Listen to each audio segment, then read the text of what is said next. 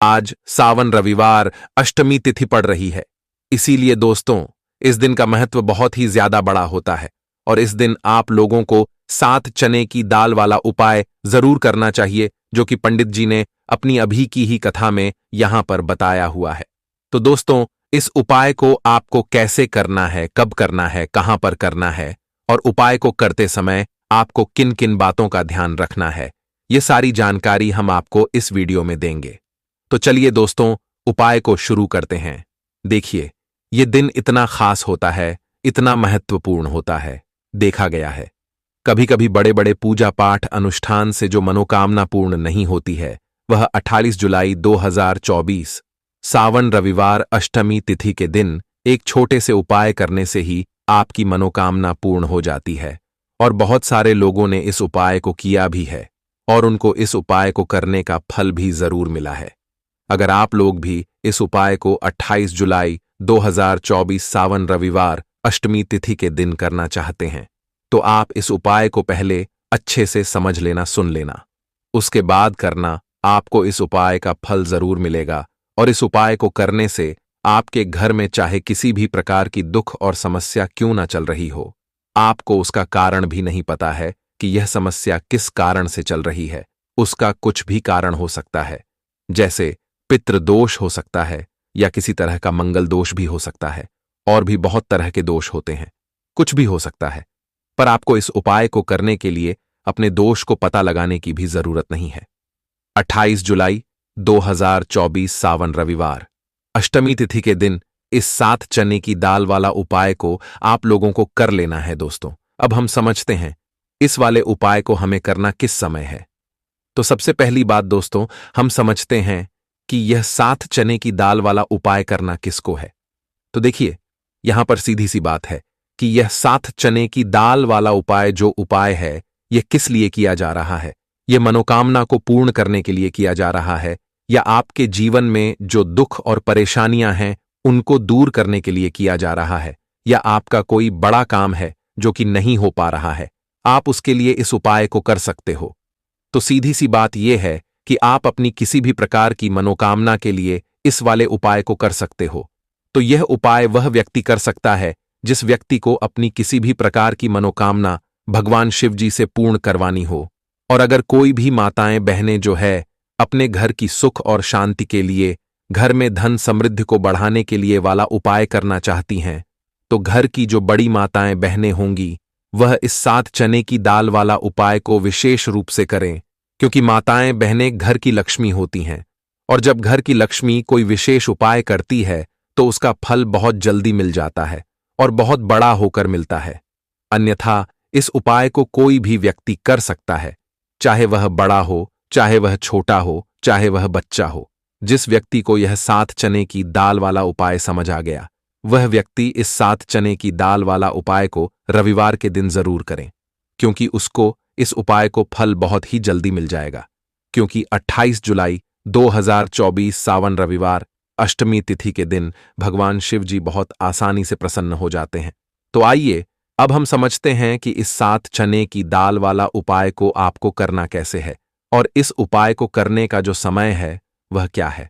तो देखिए, इस 28 जुलाई 2024 सावन रविवार अष्टमी तिथि के दिन किए जाने वाले यह 7 चने की दाल वाला उपाय जो उपाय है, यह मुख्य रूप से सुबह के समय होगा। किस समय होगा? सुबह के समय होगा। आपको कोशिश यही करनी है कि सुबह के समय हम इस 7 चने की दाल वाला उपाय को कर लें। पर किसी कारणवश अगर आप सुबह इस उपाय को ना कर पाओ, आपको कहीं काम से जाना हो या किसी और काम की वजह से आप उपाय को ना कर पाओ, तो आपके पास फिर दूसरा मौका रहेगा, जो कि शाम के समय का रहेगा, प्रदोष काल का रहेगा। अब प्रदोष काल का समय भी एक बहुत ही लोगों के मन में प्रश्न बन जाता है कि यह समय होता कब है, कितने बजे से लेकर कितने बजे यह समय होता है, ताकि हमें उपाय के लिए जो है करने का समय पता लग जाए। तो हम आपको को बता दें, प्रदोष काल का जो एक समय होता है, शाम का समय वह होता है शाम के 6 बजे से लेकर शाम के 7 बजे के बीच का। इस समय के बीच में आप उपाय को करेंगे तो आपको उस उपाय का जरूर फल मिलेगा। तो शाम के 6 बजे से लेकर शाम के 7 बजे के बीच में आप लोग इस 7 चने की दाल वाला उपाय को कर सकते हो। तो बहुत सारे लोग यहां पर यह प्रश्न भी जरूर करेंगे कि हम तो नौकरी पर जाते हैं, हम अपनी ड्यूटी पर जाते हैं और आने में हमें देर हो जाती है, तो उस जगह पर हमें क्या करना चाहिए? तो देखिए, उन लोगों को भी टेंशन लेने की जरूरत नहीं है। अगर आप लोग इस उपाय को शाम के समय प्रदोष काल में कर रहे हैं और अगर आपको आने में देरी भी हो जाती है, आपको आने में 7 बजे तक आप नहीं पहुंच पाते हो, तो आप 7 या रात 8 बजे तक भी अगर उपाय को करोगे तो भी चल जाएगा। और अगर इससे भी थोड़ा देर हो जाए तो भी आप उपाय को कर सकते हो, क्योंकि 28 जुलाई 2024 सावन रविवार अष्टमी तिथि का दिन है। यह दिन बहुत ही कम आता है पूरे साल भर में, इसलिए जब आपको मौका मिल जाए तब आप इस उपाय को जरूर कर लेना। कोई भी उपाय हो, आप कभी भी कर सकते हो। सावन रविवार अष्टमी तिथि यानी कि आज के दिन बस कोशिश करना कि समय के थोड़ा मतलब अंतर्गत ही कर लो, पर किसी कारणवश अगर ना कर पाओ तो फिर आप थोड़ा देरी से भी कर सकते हो। आपको उपाय का फल जरूर मिलेगा। रविवार के दिन पड़ने वाली अष्टमी की तिथि हमारे महादेव को भी प्रसन्न करने के लिए होती है और साथ ही साथ भगवान नारायण को भी प्रसन्न करने वाली होती है। इस दिन किया गया यह चने के दाल वाला छोटे से छोटा उपाय भी हमें बहुत अधिक फल की प्राप्ति करवा देता है।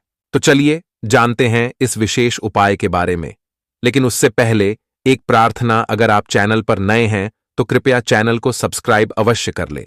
देखिए, इस वीडियो में हम लोग पूज्य गुरु जी द्वारा बताए गए कुछ बहुत ही खास उपायों के बारे में जानेंगे। चाहे गुड़ वाला उपाय आप करें या फिर चने की दाल वाला उपाय करें या फिर एक लोटे जल वाला उपाय करें, इन सब में से जो भी उपाय आपकी समस्या के लिए हो उस उपाय को आप करिएगा। और अष्टमी तिथि में किए जाने वाला यह उपाय आपको सिर्फ 15 से 20 दिनों के अंदर ही आपके सारे कार्यों में आपको सफलता दिलाने लगता है और आपकी समस्त मनोकामनाएं को परिपूर्ण कर देता है। तो चलिए जानते हैं पूज्य गुरु जी द्वारा बताए गए सबसे पहले उपाय के बारे में। इस उपाय के लिए आपको एक लोटा जल ले लेना है। तांबे के पात्र में आपको अपने किचन से जल ले लेना है। इसी के साथ आपको ले लेना है सिर्फ 1 या 2 गुड़ के टुकड़े, छोटे छोटे 1 या 2, जितने भी गुड़ के टुकड़े आपको मिल जाएं उतने आपको ले लेने हैं। सबसे आखिर में आपको ले लेनी है चने की दाल। यह चने की दाल वाला उपाय ही हमारे हरि और हर को प्रसन्न करने के लिए है, हमारी मनोकामनाओं को परिपूर्ण करने के लिए, जीवन में धन धान्य को बढ़ाने के लिए, व्यापार नौकरी सब अच्छे से चले तथा हमारी समस्त कामनाएं पूर्ण हो। इसलिए आपको यह चने की दाल वाला उपाय जरूर करना चाहिए। देखिए, आप चाहे तो 7 चने की दाल ले लें या फिर 11 चने की दाल ले लें या फिर 21 चने की दाल ले लें। जितनी भी आप लेना चाहते हैं उतनी ले सकते हैं। सिर्फ यह 3 सामग्री लेकर आपको शिवालय पहुंच जाना है। इस उपाय को आप सुबह करना चाहते हैं तो सुबह कर लें और अगर शाम को करना चाहते हैं तो शाम को करें। पूरे दिन में किसी भी समय आप इस उपाय को कर सकते हैं। अब देखिए, शिवालय पहुंचने के बाद सबसे पहले आप दक्षिण दिशा में बैठ जाइए और उत्तर दिशा की तरफ अपना फेस कर लीजिए। लेकिन अगर शिवालय में भीड़ है तो ऐसी स्थिति में पूज्य गुरु जी कहते हैं कि आप किसी भी दिशा में बैठकर शिवलिंग की पूजा प्रार्थना कर सकते हैं। अब देखिए, आप जो एक लोटा जल लेकर आए हैं उसमें यह गुड़ के टुकड़े डाल लीजिए। वहीं शिवलिंग के सामने बैठे बैठे आपको यह गुड़ के टुकड़े डाल लेने हैं और श्री शिवाय नमस्तुभ्यम मंत्र का स्मरण कर लेना है। इसके बाद आप जितने भी चने की दाल लेकर आए हैं, 7 चने की दाल लेकर आए हैं, तो उनको यह 7 चने की दाल लेकर आए तो उनको इसी एक लोटे जल में डाल देना है। लेकिन आपको एक एक करके ही डालना है। एक चने की दाल डालिए, श्री शिवाय नमस्तुभ्यम मंत्र का स्मरण करिए। दूसरी चने की दाल डालिए, श्री शिवाय नमस्तुभ्यम मंत्र का स्मरण करिए। ऐसे ही आपको सारी चने की दाल डाल लेनी है और एक एक बार श्री शिवाय नमस्तुभ्यम मंत्र का स्मरण करते जाना है। अब आपकी जो भी मनोकामना है, मनोकामना धन प्राप्ति से संबंधित हो सकती है या फिर व्यापार में तरक्की के लिए संबंधित हो सकती है या फिर नौकरी के लिए हो सकती है या फिर विवाह के लिए हो सकती है। किसी भी प्रकार की आपकी मनोकामना हो तो उस मनोकामना का स्मरण करिए, महादेव से प्रार्थना करिए और आप यह एक लोटा जल धीरे धीरे शिवलिंग के ऊपर समर्पित करते जाइए। शिवलिंग के ऊपर इस जल को समर्पित करते हुए आप लगातार कैब्रेश्वर महादेव के नाम का स्मरण करते जाइए और फिर उसके बाद वहीं शिवलिंग के सामने थोड़ी देर रुककर श्री शिवाय नमस्तुभ्यम मंत्र का कम से कम 11 बार स्मरण कर लीजिए, या 21 बार, या 51 बार, या 108 बार। जितना भी आपके पास समय हो उतनी बार इस मंत्र का स्मरण कर लीजिए। पहले आप जल समर्पित करिए, कई ब्रेश्वर महादेव का नाम लीजिए, और फिर जल समर्पित करने के बाद आपको श्री शिवाय नमस्तुभ्यम मंत्र का स्मरण कर लेना है। फिर उसके बाद वापस अपने घर आ जाना है।